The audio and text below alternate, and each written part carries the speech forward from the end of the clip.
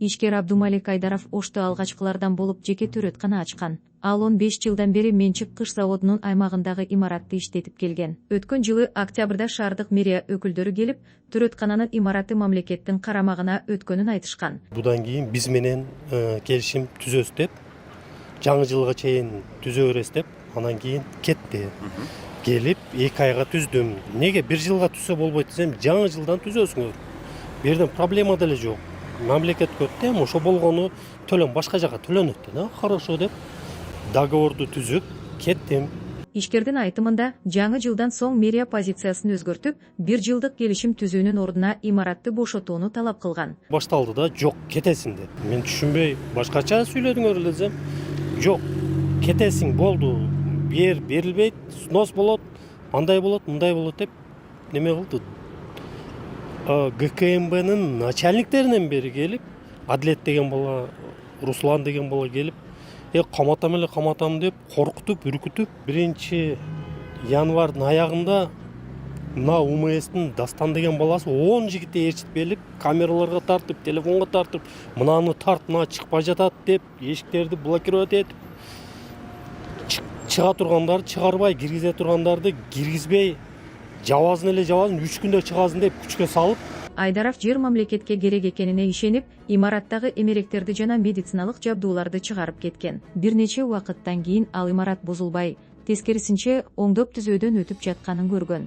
Анан эле 1 айдан кийин мартта уже келсек, стройка башталды. Роддом болот экен частный. Турган роддомду бузуп, анан кийин роддом эле ошону эле кылып, жок, мамлекеттик болот экен десем, жок, мамлекет частный болот экен.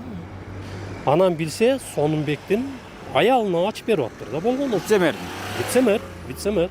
Бул имаратта билесиздер, мурда Айдаров клиникасы, төрөтканасы бар эле, азыр Леди клиник деп жаңы заманбап клиника ачылды.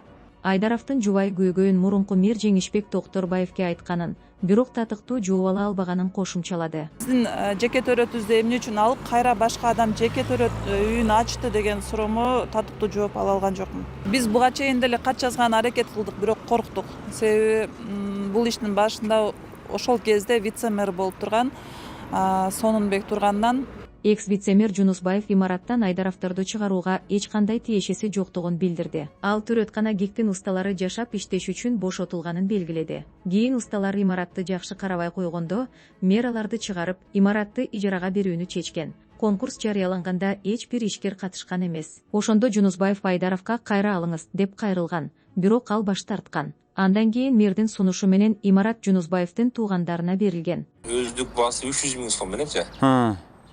Мурун мисалы үчүн Айдаров 80 000, 100 000 төлөп келсе, булар 300 000ге чыгар, 3 эсеге көбөйдү. Мурунку мэр Жеңишбек ушул 300 000 экен, ушуну 500 000ге чыгарып, сен албайсыңбы, клиникаң бар экен, ошону кошумча такыр ошол мезгилде билесиңер, шаарга акча керек болуп, мындай эле мисалы үчүн жылына 6 миллион сом налог менен где-то бир 9-10 миллионго чейин 10 миллионго чейин шаарга акча чөт экен. Анан кийин ошол анда битагиле биякта болду, шаарга салынбасын деп ошонан мен жакындарым алат, 2-3 биригип, 2-3 врач биригипчи. Айдаров мэриянын мындай чечимин түшүнө албастыгын белгилеп, Жунусбаев тарабынан кайра алыңыз деген сунуш болбогонун билдирди. Бул жерде 3-4 суроо пайда болуп калат да сразу.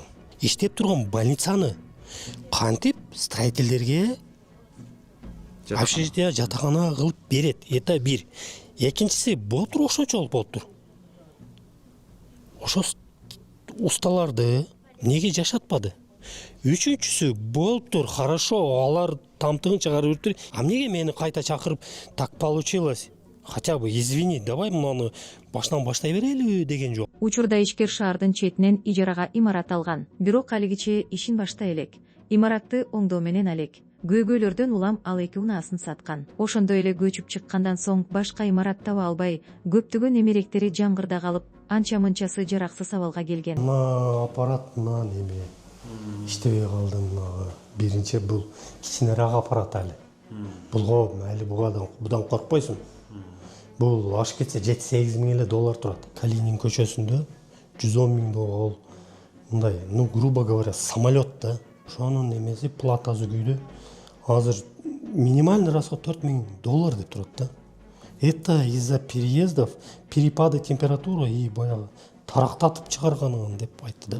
Оштун мурдагы вице-мэри Сонунбек Жунусбаев эмгек жолун Сулайман Тоо аймактык башкармалыгын жетектеп баштаган. Мэрияда иштеп турган мезгилде ал жергиликтүү кеңешке шайлоого бир нече жолу катышкан. Алгач пандемиядан улам өтпөй калган Ош шаардык кеңешине шайлоого бийликчилделген Биримдик партиясынан талапкер болгон. 4-октябрдагы парламенттик шайлоонун алдында Жунусбаев башка муниципалдык кызматкерлер менен кошо Биримдиктин штабында жүргөн. Ал эми 11-апрелде өтүп жыйынтыгы жокко чыгарылган шайлоодо партиясын алмаштырып, ата журт Кыргызстан менен катышкан. 2021-жылы Алмаз Мамбетовдун буйругу менен вице-мэр болуп дайындалган. Кызмат учурунда 3 мэр менен иштешкен. Жеңишбек Токторбаев мэрликтен кеткенден кийин жаңы мэр Жанар Акаевдин тушунда кызматынан бошотулду.